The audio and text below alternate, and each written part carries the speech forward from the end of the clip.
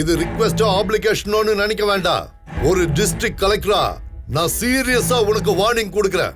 இன்னைக்கே அந்த கேட்டை திறந்து தண்ணி விட்டீங்கன்னா சரி, இல்ல நாளைக்கு விடியும் போது நீ ஜெயில கம்பி எண்ணிட்டு இருப்ப. ஜாக்கிரதை. நீ உயிரோட இருந்தா எங்க அப்பா கம்பி எண்ணிக்கிட்டு இருப்பாரு. நீ செத்தா நான் கம்பி எண்ணிக்கிட்டு இருப்பேன். என் அப்பாவுக்காக நான் என்ன வேணாலும் செய்வேன். இன்னும் இதே மாதிரி எவ்வளவு ரத்த வேணா சிந்தலாம். ஆனா தண்ணிய மட்டும் திறக்கவே கூடாதுப்பா. எக்காரணத்தை கொண்டு இந்த ஊர் ஜனங்க கண்ல பயம் கம்மியாக கூடாது.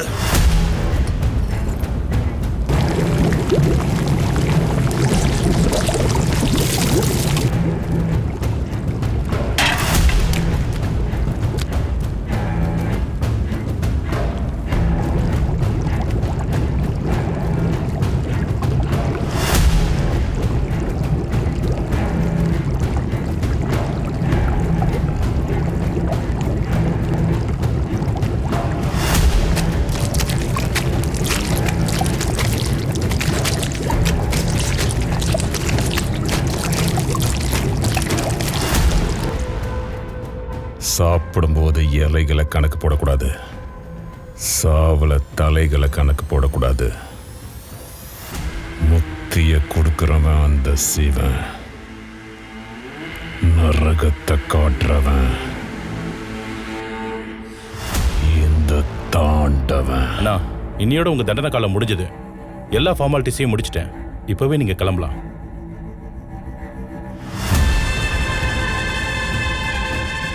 இந்த வேலையை முதல்ல செஞ்சிருந்தா நம்ம ஆளுங்க ஒருத்தரையும் இழந்திருக்க மாட்டோம். அந்த சூர்யாவுக்கு நம்ம யாருங்கிறத கத்து கொடுத்திருந்தா இந்த கந்தர்வ கோட்டையில் அவன் கை ஓங்கியிருக்காது.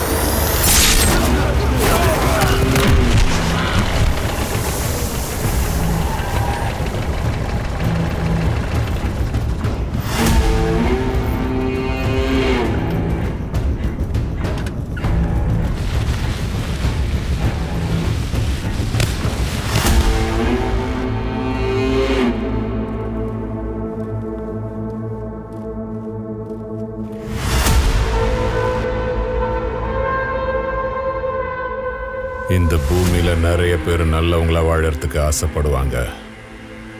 ஆனா சில பேர் மட்டும்தான் கெட்டவங்களா வாழணும்னு ஆசைப்படுவாங்க. நான் கெட்டவன், ரொம்ப கெட்டவன்.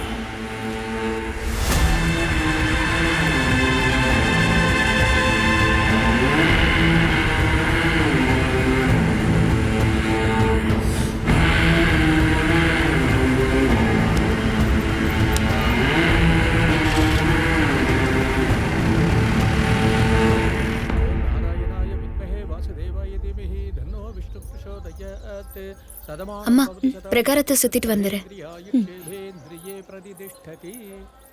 சாமி கிட்ட வச்சு பூஜை பண்ணியாச்சு. உங்க வேண்டுதல அந்த ஆண்டவன் கண்டிப்பா நிறைவேற்றுவான். மகாலட்சுமி ச வித்மஹே விஷ்ணுபத்னே ச தீமஹி.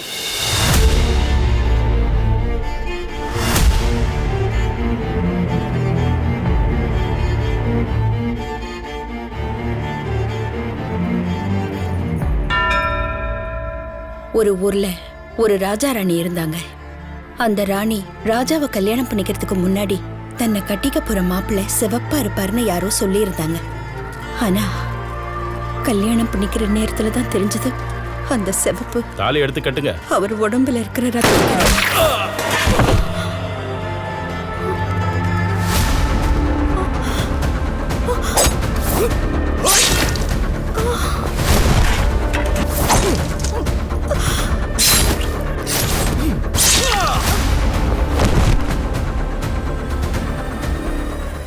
அப்பதான் அந்த ராணிக்கு தான் வந்திருக்கிறது அன்பு, பாசம், கருணை, இது எதுக்குமே மதிப்பில்லாத இடம்னு தெரிஞ்சது.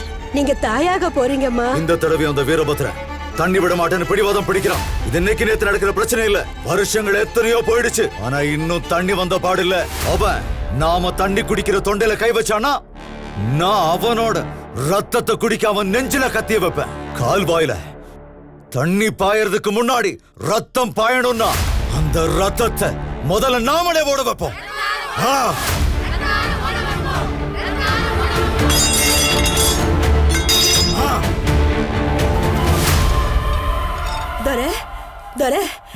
ரத்னாம்மா தாயாக போறாங்க. அவளுக்கு வெள்ளி தட்டுல கற்பூரையத்தை ஆரத்தி எடுங்க. அப்படியே செஞ்சிடறோம் தர. அவளுடைய ஆசைகள் எல்லாம் ஒண்ணு விடாம நிறைவேற்றுங்க. ஏன்னா பிறக்க போறது இந்த பைரவனோட புள்ள. நாளைக்கு இந்த ஊருக்காக அவ அறிவாள் எடுத்து நின்னான்னா அவனை எதிர்த்து நிக்கிறதுக்கு ஒருத்தனாலே முடியாது.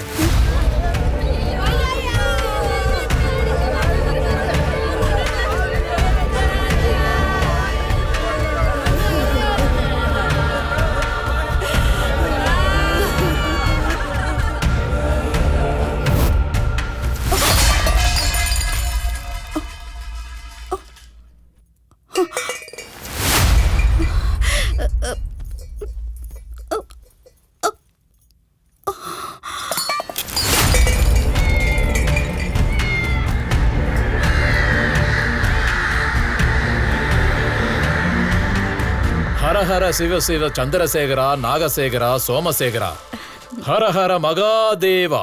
அந்த சிவனோட ஆசீர்வாதத்தால உனக்கு எல்லாமே நல்லதே நடக்கும் தாயி. அவன் ஆசீர்வாதம் வாங்கிக்க தாயி. வாங்கிக்க தாயி. எல்லாம் நல்லதே நடக்கும். அன்னபூரணி தாயி நீ. உன் மகனை ஒரு தடவை வெட்டினவன கண்டன் துண்டமா வெட்டிட்டு வந்திருக்கேன். கந்தர்வ கோட்டையில எதிர்காலத்துல எதிர்க்க வாரிசுன்னு ஒருத்தன் கூட இருக்க கூடாது. சுத்தி என்ன நடக்குதுன்னு தெரிஞ்சுக்கிறதுக்குள்ளேயே இளவரசன் பிறக்கிறான். கூடவே அந்த ராணிக்கு பயமும் பிறக்குது.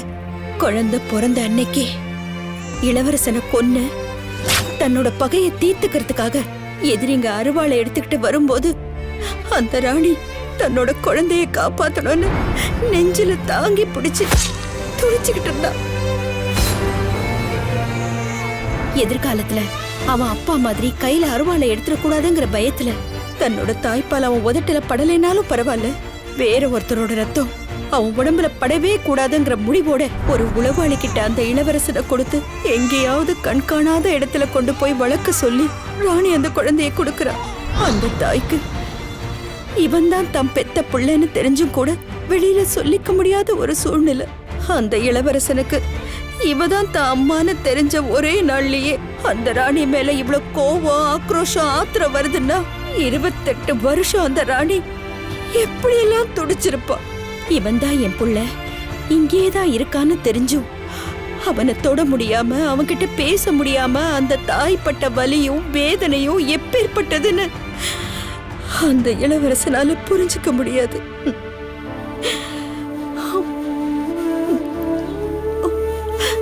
தன்னோட புள்ள நல்லவனா இருக்கணும், நல்லபடியா வளரணும்னு யோசனை பண்ணதுல அந்த ராணியோட தப்பு என்ன இருக்கு?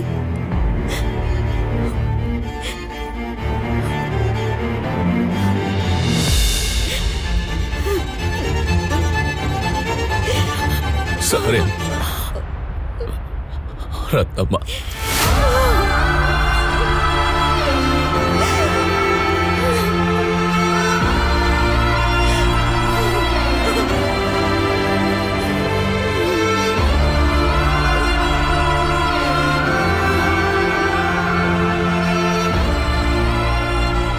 சூர்யா, இது நான் நம்பிக்கிட்டு இருக்கிற பைரவரோட கயிறு.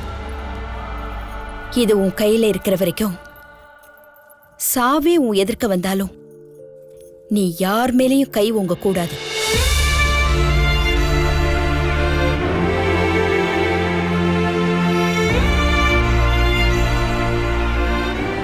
சாமியை வேண்டிக்கோ.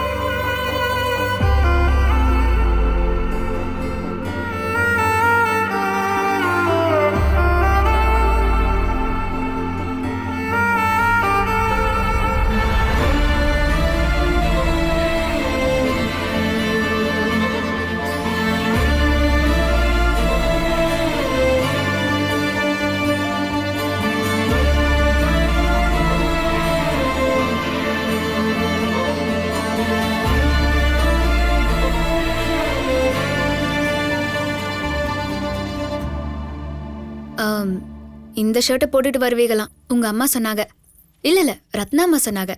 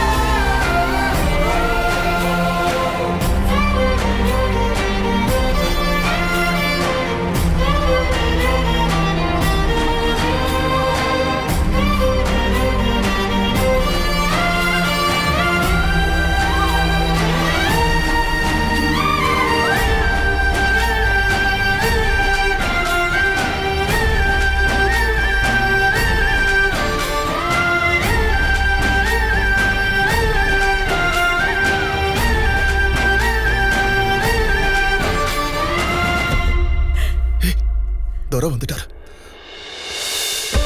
வணக்கம் தர. ஆசீர்வாதம் பண்ணுங்க தர. வாங்க தர. உள்ள வாங்க.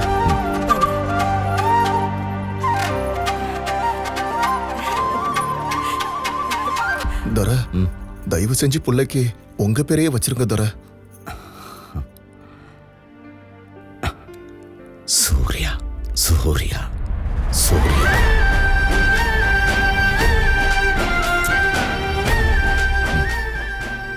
இந்த உலகத்துல சூரியனை விட சக்தி வாய்ந்தது எதுவும் இல்லை. நான் வரேன். சரி.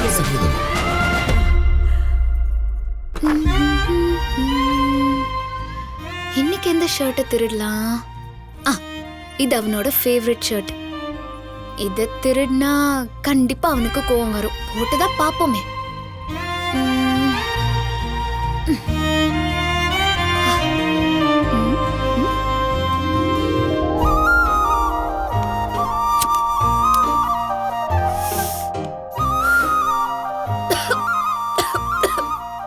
கெட்ட ஸ்மெல். பயலுக, நீங்க சிகரெட் பிடிக்கிறதுனால பொண்ணுங்களுக்கு எவ்வளவு கஷ்டம் தெரியுமா? கிஸ் அடிக்க கூட கிட்ட வர முடியாது. நீ இன்னையில இருந்து சிகரெட்டே பிடிக்க கூடாது. எப்படி கன்றாவியா வச்சிருக்கான் பார், அழுக்க. சூர்யா, கையெடு. சூர்யா, கையெடு. அங்க கில்லாத. பொறுக்கி விடுறா. கில்லாதன்றல. ஏய், பிள்ளைங்களுக்கு ஸ்கூலுக்கு லேட் ஆகுது, விடு. நான் போய் அவங்கள குளிப்பாட்டணும். வர வர சிலம்பிஷம் ஜாஸ்தி ஆயிடுச்சு. இரு, நான் அத்தை மாமா கிட்ட சொல்றேன்.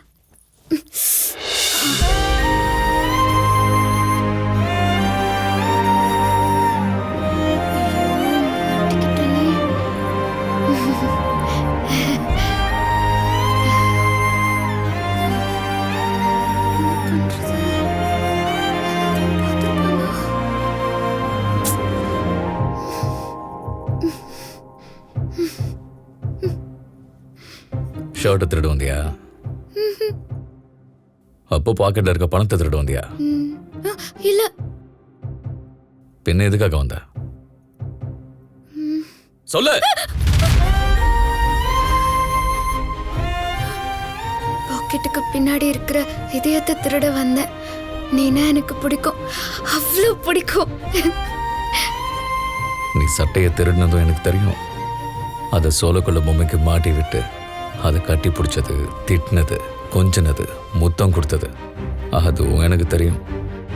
உனக்கு எப்படி தெரியும்? நீ தான் திருடினதுன்னு தெரிஞ்சதுக்கு அப்புறம் அந்த பொம்மைக்கு பின்னாடி நான் தான் இருந்தேன்.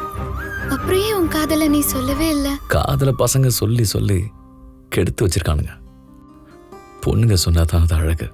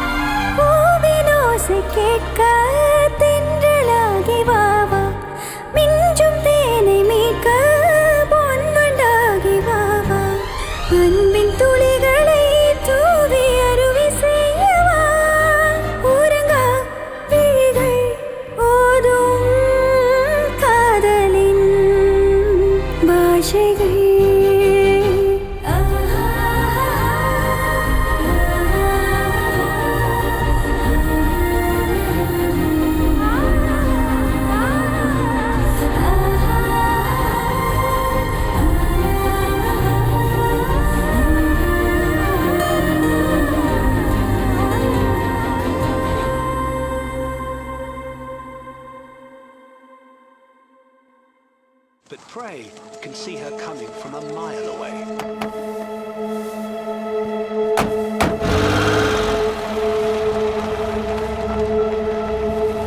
அண்ணா, மானுங்க இங்க இருந்து கிளம்பிடுச்சு. மானுங்க கிளம்பிடுச்சானா? அவங்க போற வழி முழுக்க கரண்ட் கம்பம் இருக்குல்ல, அதுல 10 கம்பம் ஈபி ஆளுங்க போடுற சுவிட்சில் ஒர்க் ஆகக்கூடாது. நான் போடுற ஸ்கெட்சில் தான் ஒர்க் ஆகணும். சரியான நேரத்தில் கரண்ட் கம்பம் அவங்க மேலே விழணும். ஷாக் அவங்களுக்கு மட்டும் இல்லை, அவங்க உடம்பு எப்படி வந்திருக்குன்றத பார்க்குற மொத்த சிவக்கோட்டைக்கும் ஷாக்காக இருக்கணும்.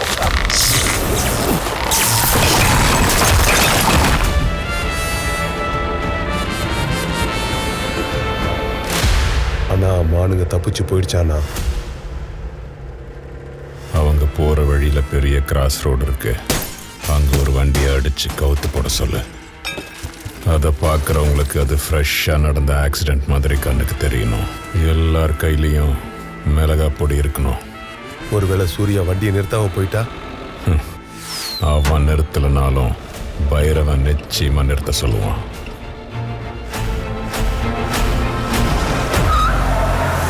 ரெண்டாவது தடவை அவங்க தப்பிச்சிட்டாங்கண்ணா. வெள்ள நூல்ல கெட்டியா கட்டின 2 மாலையை வாங்கிட்டு வா. தலை முழுக சுடு தண்ணி எடுத்து வை. சார், தாலுகா ஆஃபீஸ்க்கு இந்நேரத்தில் வர என்ன அவசியம் இருக்கு? ஒரு முக்கியமான விஷயத்தை பத்தி பேசுறதுக்காக வந்திருக்கேன்.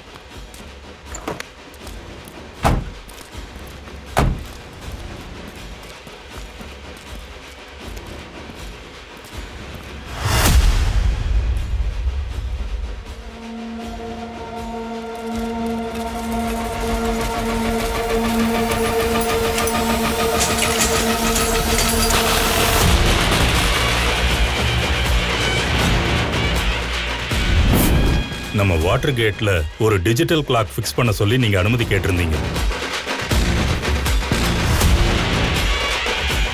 அதுக்கு அரசாங்கம் அனுமதி கொடுத்துருச்சு சார். எந்தெந்த ஊருக்கு எவ்வளவு தண்ணி போயிருக்குன்னு எல்லாருக்கும் தகவல் கிடைச்சிரும்.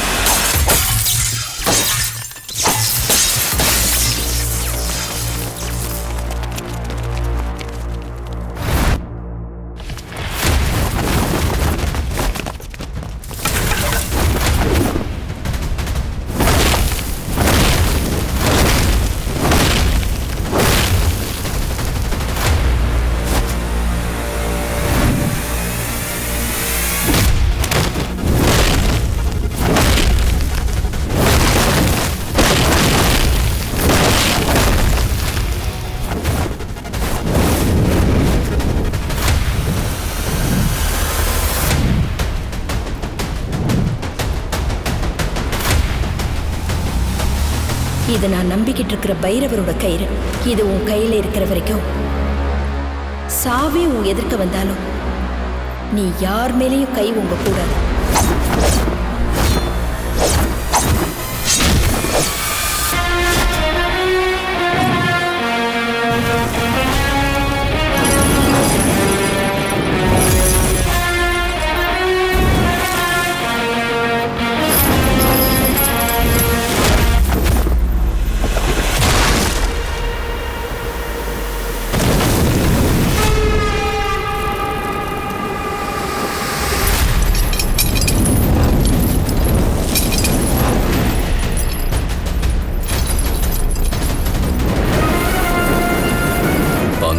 ஜெயிக்கணும்னு நினைக்கிறவன் பாயிண்ட்டுக்காக தான் அடிப்பான். பட்டத்தை ஜெயிக்கணும்னு நினைக்கிறவன் பாயிண்ட்லயே குறி பார்த்து அடிப்பான்.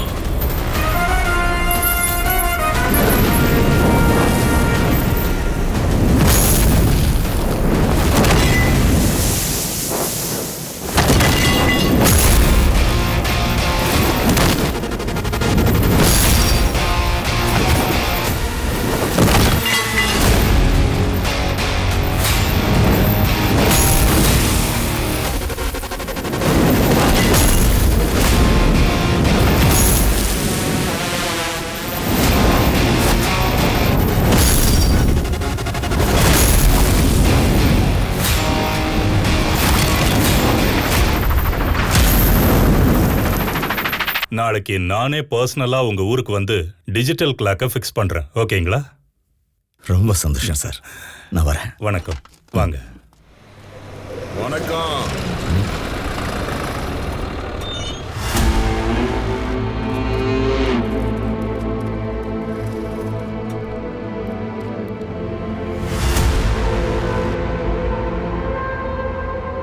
என் சின்ன வயசுல எங்க அப்பாவை அரெஸ்ட் பண்ண யாரோ ஒரு டிசி வீட்டுக்கு வந்திருந்தான். எல்லாரும் வீட்டுக்கு வந்தவங்களுக்கு வயிறார சாப்பாடு போடுவாங்க. ஆனா நான் அவன் வயிற்று கிழிச்சு அவனையே போட்டேன். ஒரு நிமிஷம். அன்னையிலிருந்தே என் வெறிக்கு நான் தீனி போட ஆரம்பிச்சிட்டேன். இதுக்கப்புறம் தினமும் கேடா விருந்து வைக்கலான்னு இருக்கேன். சார், இந்த சாமிக்கீரை கொஞ்சம் டைட்டா கட்டி விடுங்களேன்.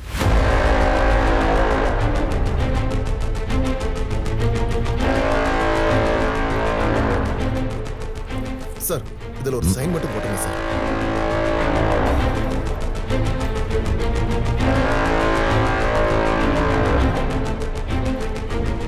பயங்கரமா வேட்டையாடுற வெறித்தனமான ஒரு காட்சி டிஸ்கவரி சேனல்ல ஓடிட்டு இருந்துச்சு. சார், வேட்டை மாட்டிக்குச்சின்னு இன்ட்ரெஸ்டா பார்த்துக்கிட்டு இருந்த நேரத்துல திடீர்னு எவனோ ஒருத்தன் வந்து சேனலை மாத்திட்டான். சார், இதுல ஒண்ணு சார். அந்த வேட்டையும் மிஸ் ஆகக்கூடாது, சேனலை மாத்தினவனும் மிஸ் ஆகக்கூடாது. சார், கிளம்பலாமா? ஏன் இவ்வளவு அவசரம்?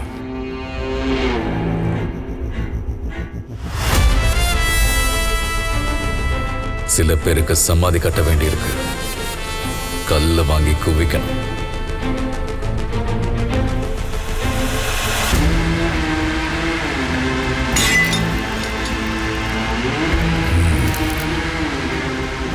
நான் ஜெயில உட்காந்து போட்ட ஸ்கெட்சில் ஒன்று கூட மிஸ் ஆனதில்லை. வெளியில வந்து போட்ட ஸ்கெட்ச் மிஸ் ஆகுதுன்னா அந்த சூர்யாவுக்கும் இந்த மண்ணுக்கும் ஏதோ சம்பந்தம் இருக்குன்னு நினைச்சேன். தப்பு. அவனுக்கும் அந்த குடும்பத்துக்கும் ஏதோ சம்பந்தம் இருக்கு. சம்பந்தம் இருக்கு. 28 வருஷத்துக்கு முன்னாடி அந்த குழந்தை தாயை விட்டு பிரிஞ்சு ஒரு பிச்சைக்காரன் கையில பிச்சையா விழுந்தது. சாகல, உயிரோட தான் இருந்தது. ஆனா எங்க வளரல? காசியில, வாரணாசியில பொணங்களுக்கு நடுவுல வளர்ந்தவன். அவன் நெருப்ப கையில மட்டும் இல்ல, உடம்புலயே வச்சுக்கிட்டு வளர்ந்தான். அக்னி சூர்யாவன். சர்வே நம்பர் 26 கீழ் 53 என்னோடது தான்டா. சூர்யாவை இங்க அனுப்புனது நான் தான். அவன் குடும்பத்தோட சேர்றதுக்காகவும் உங்களை சம்ஹாரம் பண்றதுக்காகவும் தான் அங்க வந்திருக்கான். அன்னைக்கு உனக்கு பயந்து பின்வாசல் வழியா ஓடி போனா, இன்னைக்கு முன்வாசல் வழியா உன் முன்னாடி தைரியமா வந்து நின்னு சவால் விடுறா. நீ ஒரு ஆம்பளையா இருந்தா அவனை எதிர்த்து மோதி பாரு, இல்ல உயிர் பிச்சை கேட்டு ஓடி போயிரு. வாடா, வெட்டு வெட்டுறா, வெட்டு பார்க்கலாம், வெட்டு வெட்டுறா. ஆட்டை அறுத்து விருந்து வைக்கணும்னா அதுக்கு பண்டிகை வரணும். இந்த ஆடு நம்ம கோட்டையை தாண்டாம பார்த்துக்குங்க.